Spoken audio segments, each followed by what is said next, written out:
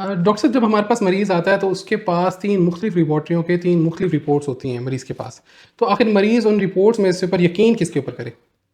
देखिए, रिपोर्ट्स के ऊपर यकीन करने वाली बात आपकी बिल्कुल ठीक है, क्योंकि जो लेबॉरेटरीज़ का म्यार है जी, जी। वो वाक़ई पाकिस्तान में अच्छा नहीं है।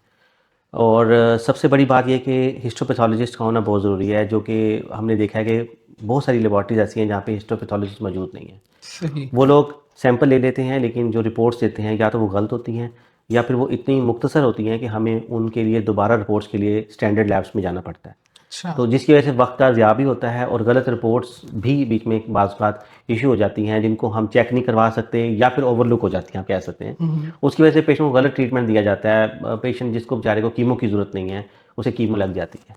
तो सही। लेबॉरेटरीज़ का बहुत बड़ा प्रॉब्लम है।